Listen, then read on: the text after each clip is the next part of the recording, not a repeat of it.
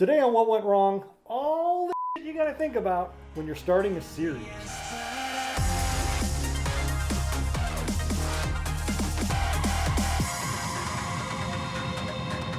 Hi, I'm Brett Mauser, and I made over 40 feature films, but I've also made some series. I've made the episodic War Dogs, which was made out of Legos. I had a short little mini series called Not So Sane Man's Guide to the Multiverse, which is where Not So Sane got its name from, because that was made in between the days of Ponderous Productions and Not So Sane. Makes sense. And then I've done a few others. We've turned the Innocent Saga into a series. Yep. But we had an opportunity going on, God, is it 3 years now? 2 or 3 years? 2 years. Just 2 years? Oh my gosh. For a series that we called The Project. And this was something that I've been working on for a long time. You know, the idea of the beta hunters, and this was a good idea. We had an opportunity to pitch this to an online streaming service. And they just wanted the paperwork, you know, just the basic PowerPoint pitch. But us being us, we're like, well, let's give them a pilot episode. So we put together the pilot episode. This was riddled with little issues. There weren't major issues, I don't think, but there was a bunch of little issues that just kept on popping up throughout. And I had written the series the whole first season before we even started shooting this. So I had it planned and plotted out. When you're making a series, you have to know where it's going. Which I think you having written the first season is more than a lot of series do before they shoot the first pilot. I mean, I feel like they throw the spaghetti at the wall, see what sticks, and then carry it out, because you end up with a lot of storyline inconsistencies that they're like, oh no, that was just the pilot. Yeah, and you can watch, and you'll watch series as they grow. You know, like I remember watching X-Files and seeing the characters evolve. MASH. And perfect example. I'll go back and I'll watch earlier episodes, and I'll be like, that's not Klinger, or that's not, Klinger that's like that. Hawkeye wouldn't do that. Why is he doing that? But it's because the characters evolve and they find themselves as the series progresses. And that's why I think I like series more than I do. And I think I'm a better series director than I am a film director. I mean, I don't know on the technical side so much, but it seems like I think series acting is more like lends itself to being a little bit more like theater acting than film acting does, because film acting feels very choppy when you're filming, because it's like, okay, well, we're going to film everything in this location now. Doesn't matter if it happens like 5 years from the first scene we're filming, or if it's if it's just in sequence.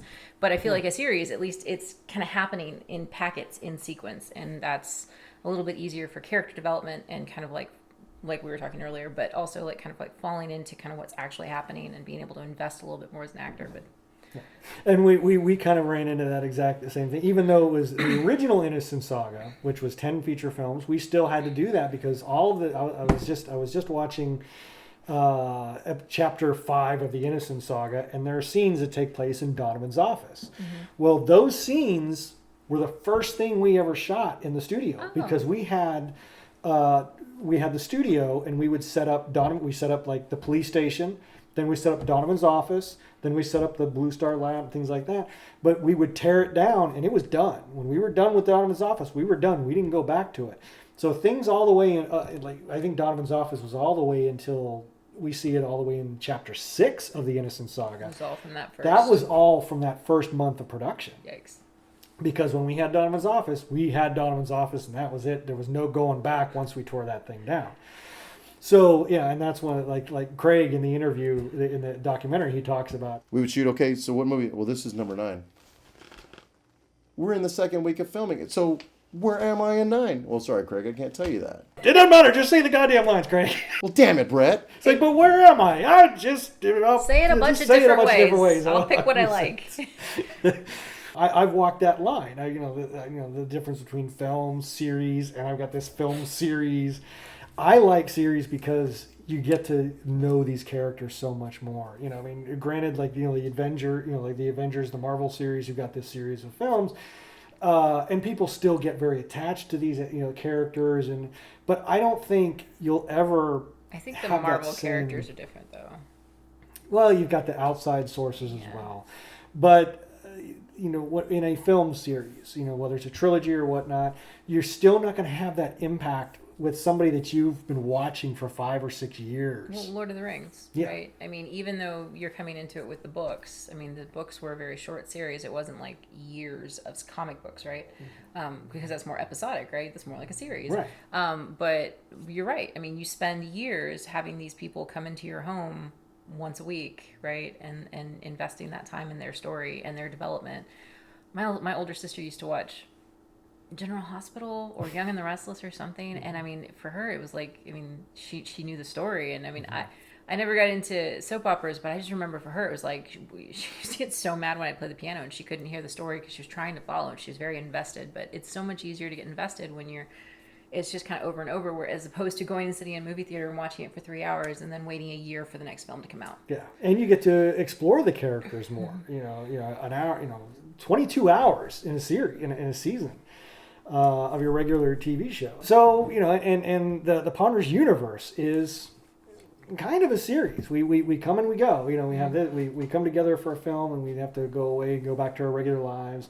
So, that's why when we did the Innocent Saga, it did make, a great series when we re-edited it in that way. And that's one of the things I think people miss out on a lot of the Innocent Saga, because they look at the quality and they get turned off by the DV video or not the perfect acting or whatnot. But if you stick with it, there are some twists and turns in there and these emotional moments that I feel sorry that people aren't getting to experience because they get turned off because of it's shot in DV, or it doesn't look quite right. Yeah. But we were able to do that because we spend so much time with these characters. Yeah. And that's something we had hoped to do with the project. It was about the Beta Hunters, which was a story that I never got to tell in the original Ponders universe. I got to use the Beta Hunters, but I never got to tell their origin story. And that's what the project was supposed to be. Now, the original Beta Hunters was originally a script, then I turned it into a novel. And then that's right. You wrote a book. Mm-hmm. I mean, you wrote. You You wrote a novel. You wrote a book. wrote a few books. So the Beta Hunters was the origin story, and I was going to expand this into a series of twists and turns. And the original Beta Hunter script, there were 4 Beta Hunters, and those aren't the ones that we started out with. So we knew early on, at the end of season 1 of the project, one of these characters was going to die, and we knew that. And it was heartbreaking because even in just the first episode, we fell in love with that actress that was going to wind up dying in that, and it was like, oh man, what are we going to do? And then there was like maybe one actress that we were like, oh, maybe we could kill her off instead. And then your character, your character dies early on in it. Right, she's bitten by a vampire, So You never know. Her and it was Zoe and Abby. Yeah. In the very first, when they first exposed to vampires, they get taken out. But even in, I think it was episode 3 or 4, they came back, and I likened them to those sister Klingons in the Star Trek thing, where they were the troublemakers that always just came in and would mess things up and always throw things into a tizzy. But there were some very difficult things that we had to accomplish in the project, and there was the Joy character and the Lilith character, and we knew that Lilith was going to be becoming Joy. She would infect Joy and whatnot. Mm-hmm. Now, Joy's character was from Blow a Kiss. Blow a Kiss, yeah. And we made references to it and tied it all in. I just can't make a standalone film, just period, end of story. It's just not in the cards for me. Well, it was Dane's idea that said, well, can I play both of these characters? So more than half of Dane's scenes are done with herself, against that interrogation table. Yep. Very easily done. You have Take one shot. and the girl who played Worm was actually the one who played opposite Lilith. She would put the red wig on and would play opposite Dane To get the over to shoulder. get the over the shoulder shots. And then came the kiss. The two characters had to kiss each other, and they're played by the same actress. So that was well, how are we going to do this? I don't think we even green screened the kiss. We just used the backdrop as a chroma mat, and we just selected the color. And it's still not perfect, but I still enjoy watching that happen and knowing that these are these two characters are the exact same person. And now we had ordered. There were two things we ordered for Dane. For that character, one was a costume that she was going to wear, and we ordered it from China or something like that. And when it finally came in, like a week before we started shooting, she put it on. It ripped right away. So we were like, "Wow, crap! All right." And then the others were her contact lenses. They were more colored. And we ordered them. We got the cheapest we could, and they were coming out of Australia, and we got them like 2 days before they got there. And we'd order them like 2 months ahead of time. Yeah. And they still, we're delayed. We're a little delayed on this, so we're sweating buckets. And this was pre-COVID, mind you. Yeah. So this wasn't like. Yeah, this was 2018. There was no reason that should happen. Just the little minor things like that. Did people drop out? We had people drop out. Yeah, we had actually shot, I think, at least. You guys had shot the restaurant scene? We hadn't shot the restaurant scene, but we shot outside the restaurant scene. The guy that tries to mug. Oh, that's right. Yeah. And then one of those actresses dropped out, and we had to go and find somebody else to play that role. And was it you? Yeah, because it was that girl. No, because it was Worm. I thought it was the girl that played Zoe. No, she was Worm. The original Worm backed out. Oh, that's frustrating. Oh, I didn't know it was a big character. Yeah. I thought it was a little character. No, so it now, was. that could have been an even bigger problem. So yeah, we had to reshoot 2 or 3 different scenes with the new actress, and I'm so glad that we did, because Allie is just terrific in that role, which is why we brought her back into the Innocent Saga when we needed to see that character again. So yeah, so there were instances of that. And then on a personal level, this is I've talked about this before, but this was the project where I was seeing somebody and they're outside the door, and I've got my wireless. They're mic'd up, and I'm in one room, and they're about to come in, guns a blazing, and I'm setting up, and I'm hearing on their wireless mics, because I've got my headset on and I'm getting ready, and they're flirting and they're setting up dates and stuff like that, and I'm like, wow. So you have to turn that off and just go, okay, just get through it, and then deal get with through it the later. date, and then deal with it later. So that's one reason I say don't date on set anymore. It just causes too many problems. There are many sayings for that, but I don't know if you want me Cursing on camera. Well, I've been accused of where you eat. That's what I was gonna say, and that's actually why you don't date in the workplace. Yeah. See, and that's just it. I would never do that in my day job. At work. You have to treat this like a day job. I know, but it was tough getting out of that mindset. But I mean, some people don't have those boundaries at their day job, right? Yeah. So it's weird. Yeah, and because when I'm at work and I'll hear reporters reporter and a photographer, it's like, oh, I see where this is heading, and then a year later you're like, hey, what happened to Bob? Oh, he left. Oh, so I know what happened there. You can see the iceberg in the distance. Yeah. They're like, no, we'll swerve around it. We'll swerve around. I guess after Amanda, I decided only date the bad actresses. So that when that goes, do the girls that you dated know that that's was your rule? No, they do now. But if you look back at the ones I've dated, then you're like, oh shit, he was only dating the ones that were bad. Wow.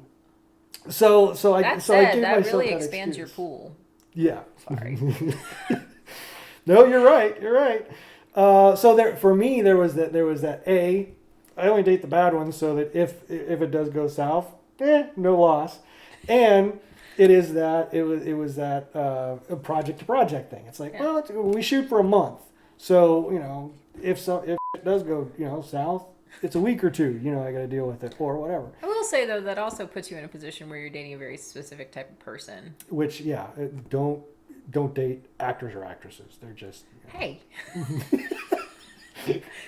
Oh, no, it's fine. It's a stereotype, right? So there are definitely exceptions to the rule. I have worked with a lot of actors and actresses that are extraordinarily professional about what they do, especially in theater. Very professional about what they do. I have definitely worked with the opposite, that they're like it becomes everything is very personal to them, and so those lines start to get blurred. They start to take things very personally, especially like criticism. When I was learning to be a stage manager, it was my first show, and I posted my first set of notes from a dress rehearsal, and I got a big FU instead of initials next to his notes. Yeah, big FU. I was like, and I had to call my boss, and then he sent the artistic director over. Fortunately, they were in the next theater, but it was just like one of those, it was like, whoa, too personal. And then I don't know, it's just if you find the people that treat it like this is a project, and they have a level of professionalism about it, I think that those are the people that are good to build relationships with. But it's knowing, because they're the ones that are going to be able to set boundaries. I can still work with this person professionally, even if we have a falling out socially, because we've kept this area, kind of isolated from our social relationship. And then there are those that can't. Yeah. Well, and through my experience with the Innocent Saga, I learned that 50 to 70% of the actors, the male actors in independent film, 50 to 70% of them are in it for the hookup. They're just here to hang out with chicks. And women, it's about female actors, the actresses, it's about 30 to 40% where they're when it comes to independent film, a lot of it is just a social thing to do. It's a social network. It's a place to go meet hot people and And I would have expected that same kind of mentality in community theater, right? Because you're not getting paid. I got a hankering for something sweet. I think we could have had a whole lot more fun with those gumballs. Because that was just, I was like, it was such a nice surprise, and then there wasn't much to it. We better not have to drive 5 days smuggling chiclecito. I liked a lot of the choices that you made. I think that there were some casting choices that I didn't completely agree with, but it was more because of the way the story unfolded, right? And it was just in the first episode. But I would have liked more time, I think, on some of the physical contact scenes with the other actor. But I mean, obviously, I get the limitations. So, well, yeah, when you're making a series, just remember you've got to look ahead. Look further down the road. Make sure that you've got all your ducks in a row. Otherwise, you're going to have those when you're 3 or 4 seasons in. People are going to look back at season 1, going, "What the hell were they thinking?" Yeah, and unfortunately, some of really successful series have gone with that. But at the same time, it's like where you could be more cohesive, and you have a product to sell, not just an idea.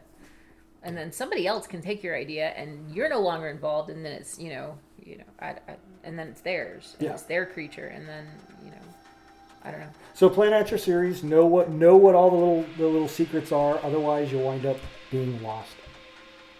Good. Right? See what I did there?